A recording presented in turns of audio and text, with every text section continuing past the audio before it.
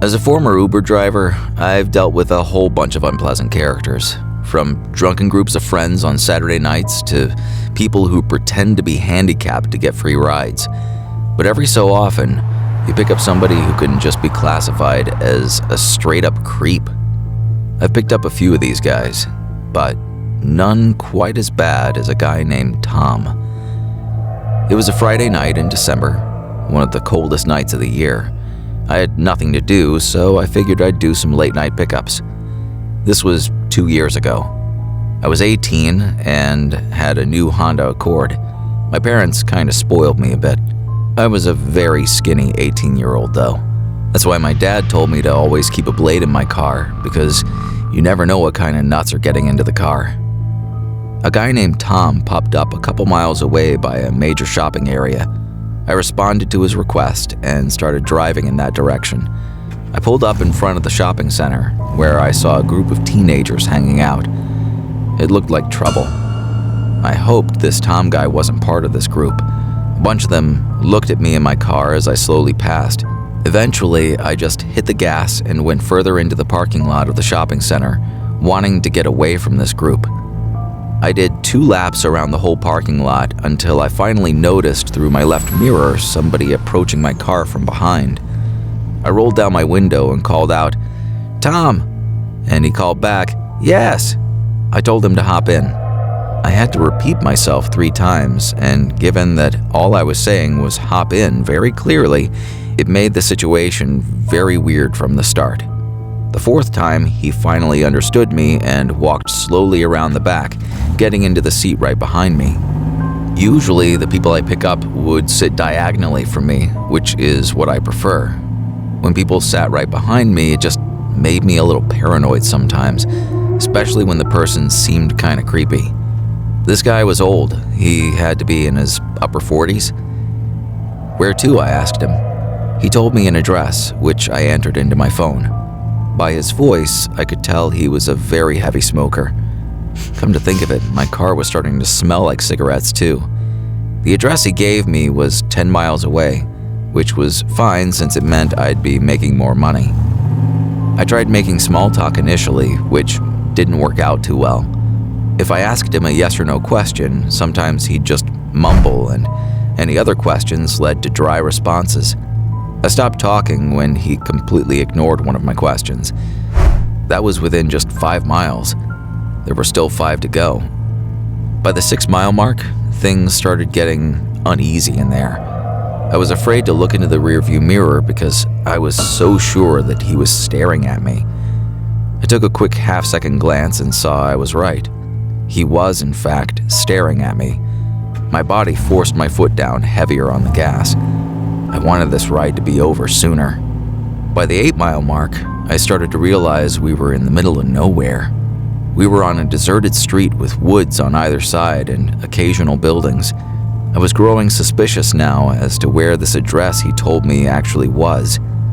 While driving, I dragged my finger across my phone to slide the map in the direction of the address.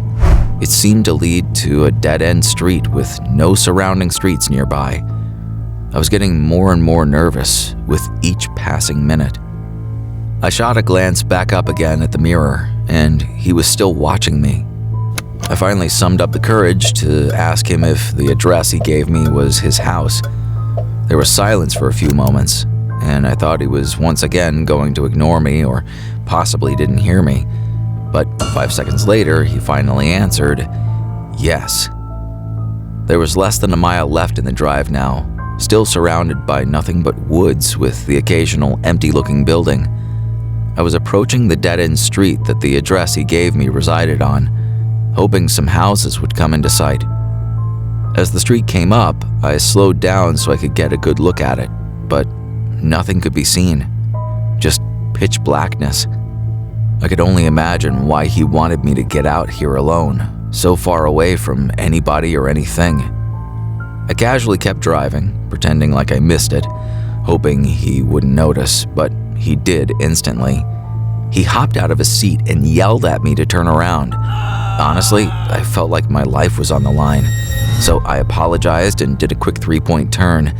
As I was reapproaching the street, I flicked the blade open and held it tight tight in my right hand, ready to use it. I turned down the dead-end road with my headlights now displaying just what I thought I would see. Nothing but trees on either side. I made it to the end of the road. Not a single house or building in sight. I just knew something was about to go down. I was just trying to physically and mentally prepare myself for it. Suddenly, he said in as soft a voice as he probably could, "Thanks for the ride." I wasn't even thinking about money at this point. He opened his door, but before stepping out, he said, "Could you get out of the car for a second? I need help carrying my bag. I have a bad back." But he didn't have a bag. I knew he didn't. He didn't come in with one. I replied, Yeah, sure, let yourself out and I'll help you in a sec." The shakiness in my voice was too obvious. What happened next, I never imagined would happen. All of a sudden, I felt pressure on my neck. It took me at least a second before I could realize he was choking me from the back seat. Immediately, I drilled the blade into his left arm, and he screamed in pain, releasing his grip on my neck. He fell out of the car and onto the street. I took that opportunity to turn the car around and practically floor it down the street until I returned to a busy road. I actually didn't end up calling the cops. I was just too scared to do anything but drive home. By the time I got home, I just wanted to go to sleep and forget about it. Needless to say, I resigned from my Uber driving days after this incident. If you hit that like button, there's a good chance someone else's spine will get tingled by these stories. In 2014, I frequently used the Uber app because I wasn't able to drive for 12 months due to some DUI charges. A stupid mistake overall. There's this nightclub bar in my town that I would sometimes go to on the weekends with my friends. Sometimes I would get a ride home with a designated driver if we had one, and sometimes we would catch an Uber. One night, I wasn't feeling too great, so I left a little early. It was somewhere between 1 and 2 in the morning. It was way too cold to walk home, so I called for an Uber. A guy nearby named Alex popped up. I had to be honest, he was a little creepy looking. He was older, didn't really smile in his picture, and had a grayish goatee with a black beanie cap on. He was only 2 miles away, so I didn't really care. It said he had a Chevy Malibu, which sounded nice, so I requested he come pick me up. I waited on the bench outside the club next to the bouncer, who stood like a statue, hands folded together. About 5 minutes later, a silver 2003 or something Chevy Malibu pulled up in front of the club. I stood up, a bit disappointed that it was such an old, ratty-looking car. The guy didn't call me over or honk or anything, he just waited by the curb. So I got up and entered the back seat of the car. Right away, things got uncomfortable. He didn't say hello, he didn't shake my hand, he didn't even turn his head to look at me. All he said in a very quiet voice was, "Where are you headed?" To which I replied with my address. We began moving down Main Street, but in the wrong direction of my house. I told him this, and he turned left at the next intersection. Now we were moving away from the main roads and down the quieter residential areas. He didn't put my address into his phone, so I felt really strange. I didn't know if he was expecting me to direct him or not. I ended up putting my address into my own phone so he could listen. When the GPS said to turn left down the next street, he completely missed it. I made a confused hand gesture. He noticed it and said, "I just gotta make a quick stop. Don't worry, I'll give you a discount." Even though I was drunk, I still knew something bad was going on. That's when I noticed the handgun sticking out from his middle glove box next to him. By now, I was trying to figure out how to get out of this car. At the next red light, I tried the door handle very quietly, but it wouldn't open. I saw that the child lock was on, and from this point forward, my heart was racing. The man was driving farther out of the direction of my house. We must have been 2 towns over by now. I was getting desperate. I couldn't call the cops because I didn't know what this guy might do. I figured my best option would be attempting to flick the child lock switch next to him by the front seats. I had to somehow slide over to the opposite side of the back seat behind him without him noticing. This was one of the most tense moments of my life. I lost my sight on his head through the rearview mirror, making sure he wasn't looking. I very casually slid behind him. Thankfully, he didn't notice. Now came the scariest part.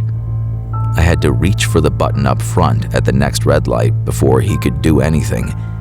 Each light we passed, I felt more and more tension build up as I waited for one of them to turn yellow. Eventually, one finally did.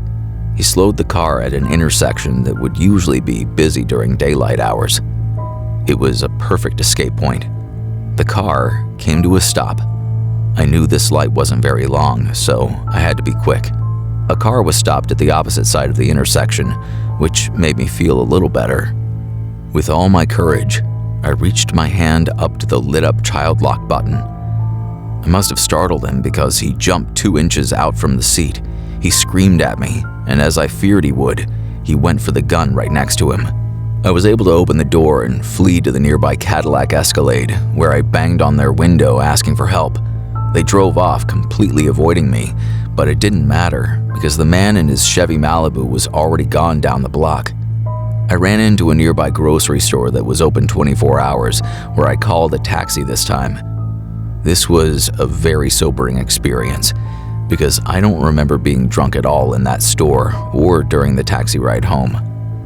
I reported the driver to Uber, who said they would escalate the situation to the authorities. It wasn't until a whole week later that an officer finally showed up at my front door for some questioning. And that was the end of that. I have no idea what became of that guy, but I've never used an Uber since. Thanks for listening. If you want to help build the True Chiller community, like, subscribe, and share.